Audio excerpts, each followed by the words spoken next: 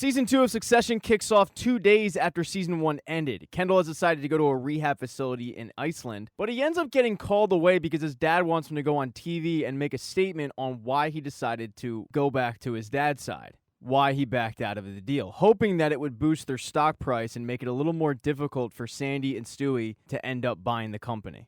And Kendall's willing to do it. He feels like he doesn't have a choice, but he's also very awkward and flustered, and everyone's kind of noticing it, and the publicist even wants to pull the interview, but he reassures her, I can do it. And he kills the interview. He handles himself great and explains the company line that they gave him, which was, I saw their plan and my dad's plan was better. They then ask him, well, what would happen tomorrow if your dad got hit by a bus? And he says, well, then New York City would be down one bus because they certainly wouldn't be down one CEO. And everyone in the family is watching this from their different parts of the world, including Logan, who is watching it with his board of trustees, if you will, and he shuts the TV off and says, that's the first good things my son's ever done. Kendall then flies back to New York and sheepishly walks back into the Waystar Royco headquarters. And he walks into a meeting with Logan and his advisors, and he finds out that his little speech on TV didn't quite work. The stock's going up marginally, but not much. Logan then kicks all the advisors out because he wants to know how exactly Sandy got to his son. And more importantly, what exactly Sandy knows about him. And Kendall spilled a lot of beans. He tells Logan that while Stewie thinks he'll come to the table and negotiate, Sandy feels like he's coming for a fight. But Sandy thinks he can win because Kendall gave him all this information that leads to the conclusion Logan Roy is simply an unstable CEO. And Stewie and Sandy are currently trying to get Waystar Royco shareholders to sell them their shares so that they can do this takeover.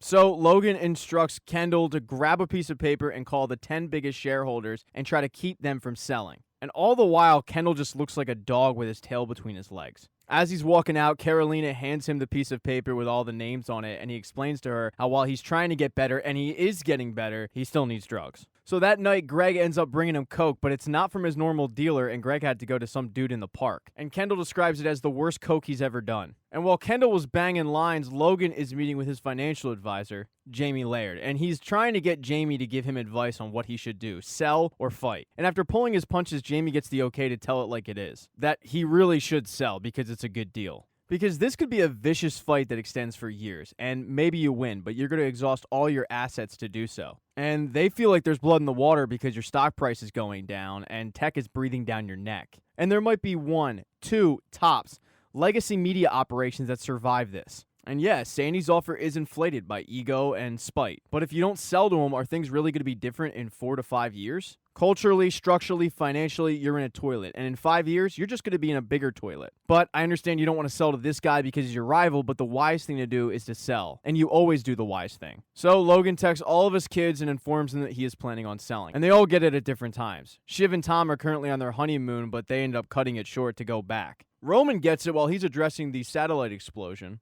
And who knows where Connor gets it, but they're all going to have a family meeting at their summer White House. And none of the kids really know if this is for real. So when Shiv and Roman get there, they go off on a walk to figure this whole thing out. And Shiv makes mention that this is really good for Roman because Kendall can't be CEO. He just tried to stab Dad in the back a couple days ago. And I'm with Gil, so this is great for you. And Connor's Connor. It's a cool moment. Good luck. But Roman just thinks she's just trying to get into his head. When Kendall arrives, he wants to talk to Logan about if this thing is real or not, but Logan shoos him off saying, I'll talk to the whole family. Kendall then goes and talks to the family investigator who gives him an update on the crash. And he lets him know that when they left the scene, it just looked like there was only one person, not two. And they're expecting the coroner results to come back soon, which is going to lead to it was an accidental death. And when that happens, he should be in the clear. And it's a big relief in one way, but he's still acting extremely skittish. He then walks out of the house and he runs into Roman and Shiv walking back. And they, just like everybody else, wants to know what the hell happened. But he's still sticking with this story of I saw their plan and Dad's plan was better. And neither of them believe that. They start throwing insults at him to try to provoke him, but he doesn't take the bait. And the more and more they egg him on to get the real story of why he backed out of the deal, the more frustrated they get because he doesn't tell them. Now that night they were planning on having this extravagant dinner, but there is this stench in the house. And when it's finally located,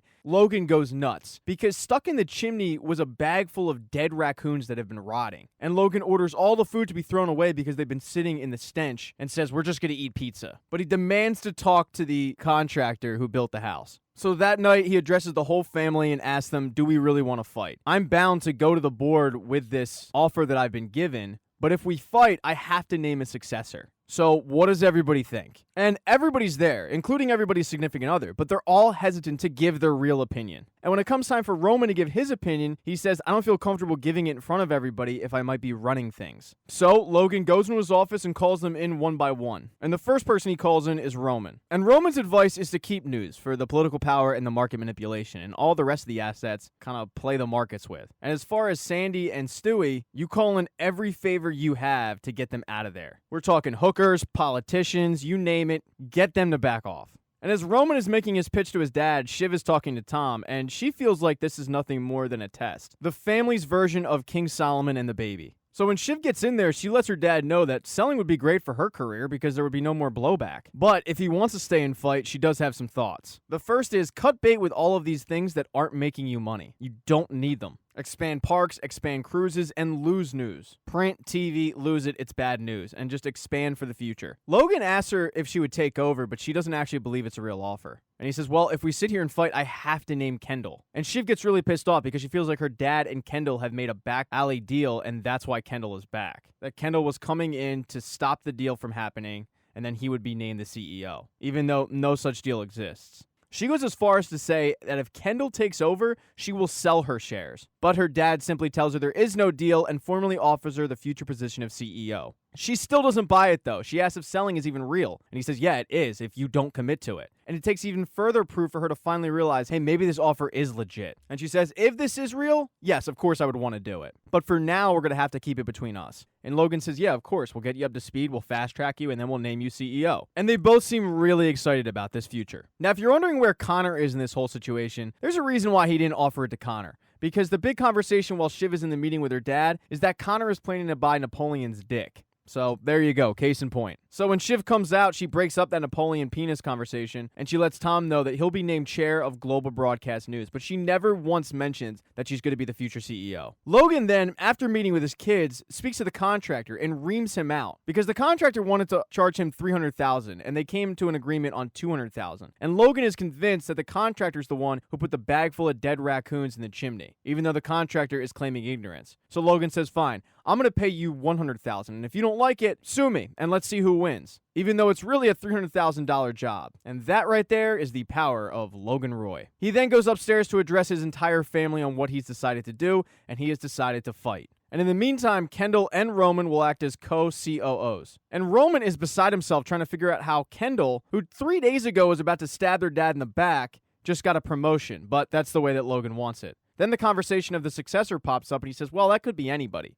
I mean, we can just throw a name out there. Hell, it can be Jerry for all we care. Yeah, Jerry, okay, it's you. Even though Jerry has no shot of actually taking the company over, and she knows that. So after he's done addressing the whole family, both Logan and Kendall head to New York City to meet up with Stewie and Sandy. But right before they enter the restaurant, Logan tells Kendall, tell him I'm on an important call. I'm not going in there. And Stewie knows that that's just a power play bullshit move. But Stewie really wants to know what the hell happened to the deal. How did Logan get him back? And he once again says the same thing he said on television. I saw your deal and my dad's was better. And just like the rest of them, nobody believes him. He then goes to meet with Sandy where he gets a phone call from his dad telling him he's not showing up even though he's in the car outside. And then Kendall asks on the behest of his father if they could do like an asset swap where both parties end up coming out happy, but they're not interested in that. They want the whole company. And that's when Kendall says, okay, well then I was instructed to tell you. Obviously our public line will be that we're considering that offer, but he's never going to go to the board and suggest selling. And it doesn't matter what you offer. You're going to bleed cash, he's going to bleed cash. It'll never end. And maybe you kill him. But if you don't, he's going to aim to kill you. He will go bankrupt and he will go to prison before he ever lets you own his company. And he will kill you when it comes to the business. And if that doesn't work, he will send people to kill your dogs, to have sex with your women, and it'll never be over. And Sandy kind of nods and says, okay, let's go with that route. Thank you for watching this recap. If you do not see the next one up in the corner right there on the end screen, don't worry, it'll be up shortly. Please consider following the channel. That'd be cool. If you liked the video, give it a thumbs up. And if you don't, there's a thumbs down button for a reason.